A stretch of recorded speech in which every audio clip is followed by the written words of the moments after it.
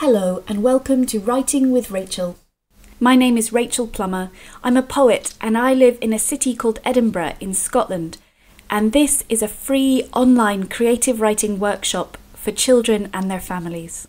Normally I run creative writing groups, one for children and one for teenagers, at the Scottish Poetry Library here in Edinburgh every other Saturday during term time. I thought that since a lot of us are off school and cooped up at home just now, I'd make some online creative writing workshops for anyone who might be interested. This is the first one, and it's aimed at children under the age of 12, though anyone can use it. I'll be making another aimed at teens soon.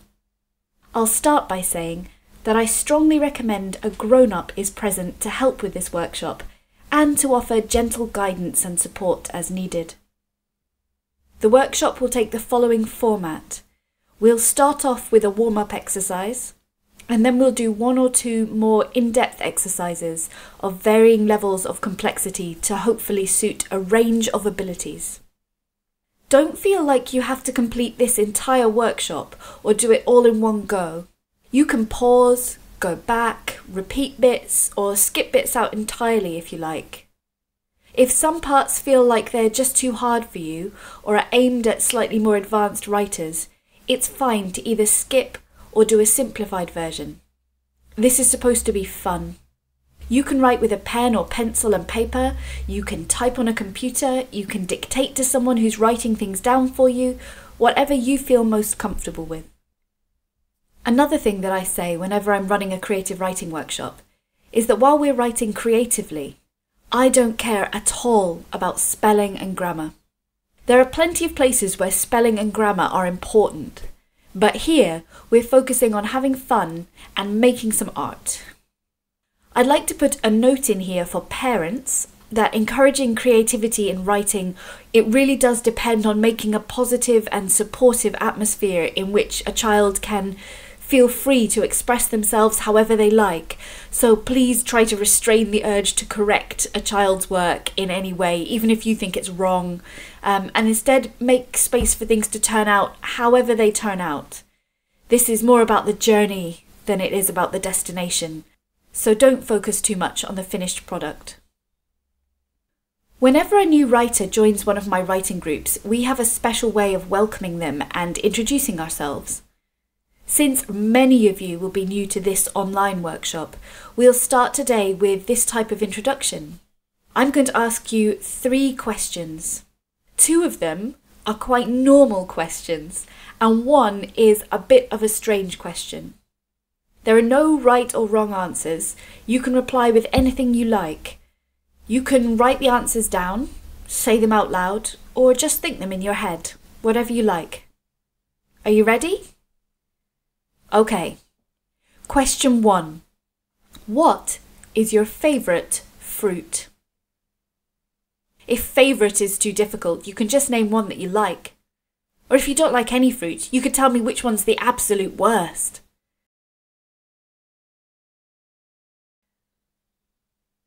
Question 2. What's the name of a story you like? It can be any story.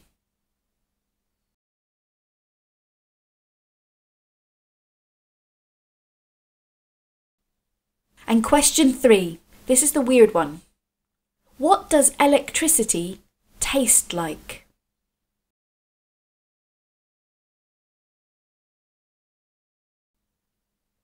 How did you find that last question? Was it easy to answer or difficult? How did it make you feel? Today we're going to be thinking a lot about our senses and ways to describe them.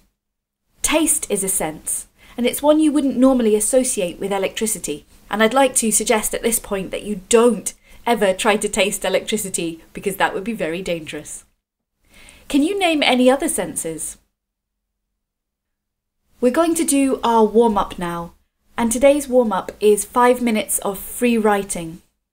Free writing is where you start writing when the timer starts and stop writing when the timer stops. Sounds simple, right?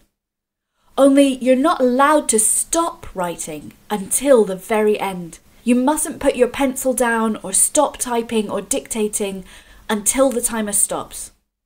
You can write about anything that pops into your head, and you don't have to show anyone what you've written after you've done. It doesn't have to make sense or be in full sentences. It could just be random words, anything that's in your brain. And if you can't think of the next word to write, then you should just repeat the last word you wrote over and over and over until you can think of something else. I'm going to set a 5-minute timer here to help you.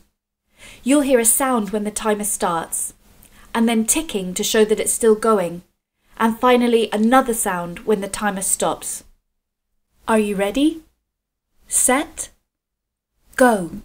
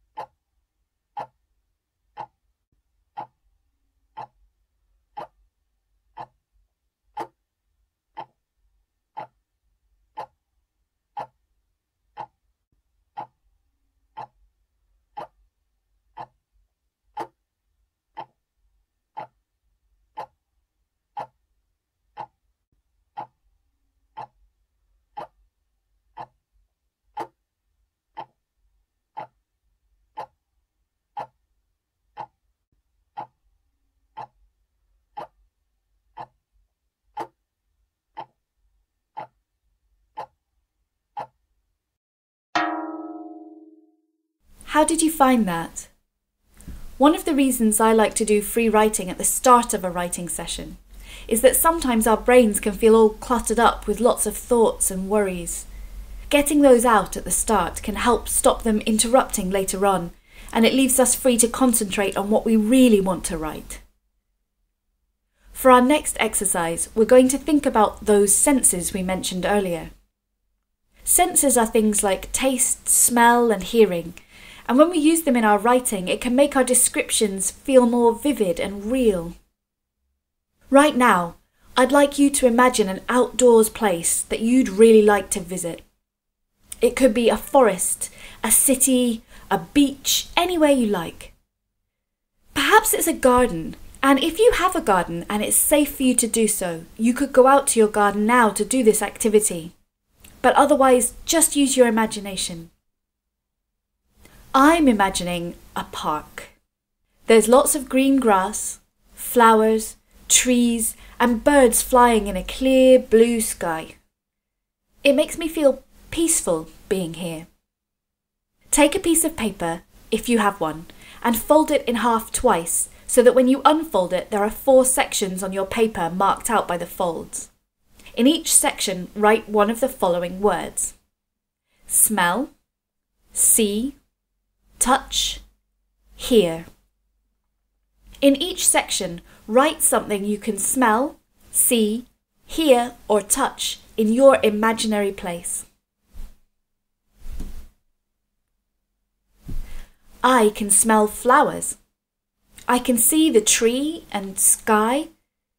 I can touch the grass under my feet. And I can hear the birds singing.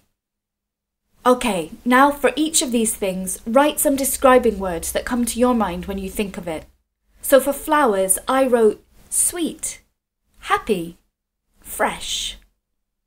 What will your describing words be? Maybe you can think of just one word for each item that you thought of, or maybe lots and lots of describing words. Either one is totally fine. Pause the workshop here and come back when you're done. Have you thought of some describing words? Great. We're going to use these words to make something called a concrete poem. A concrete poem is sometimes known as a visual or seeing poem. Concrete poems use our sense of sight to add an extra element to the poem. The words themselves make a picture that has something to do with what the poem is about. Here are some examples.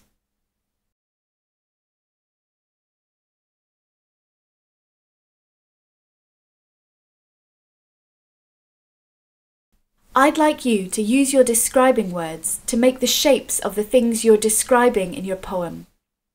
Here is my park. For the sky, I've written bright blue in big sky blue letters at the top. Your poem can use colours too, but it doesn't have to. Pause the video here to make your concrete poem using your sensory describing words to make a picture. How did you find that? Was it difficult? Fun? Boring? Silly? For our final exercise today, we're going to write a story. Imagine you woke up one morning without one of your senses. What would that be like? Would you miss that sense? Would there be good things about it being gone, like not being able to taste food you don't like, or not being able to smell horrible smells? You can decide what sense goes missing, and you can decide the ending. Do you get your lost sense back again? Do you find out why it went missing? Was it a magic spell, an accident, a trick, or something else? You can write this in any way you like. It could be a normal story, or it could be in the form of a letter to a friend explaining what happened, or even a newspaper article or a comic. If you're stuck for how to start, consider beginning with this line. I woke up this morning and realised I couldn't anymore. So and then talk about what you would do in that situation. So, for example, if your chosen sense is smell, your opening would be, I woke up this morning and realised I couldn't smell anymore, so I... And then talk about what you would do. After you're done, consider sharing your story with a friend or family member. If you feel comfortable with it, you could read your story out loud, or ask a grown-up to share it in the comments below this video where other creative writing families can see it. Be proud. You did some wonderful writing today, and I hope you'll join us next time for some more creative writing. If you've enjoyed this video, feel free to click on the like button, and if you'd like to keep track of future workshops, then you can subscribe by clicking here. Goodbye for now, and happy writing.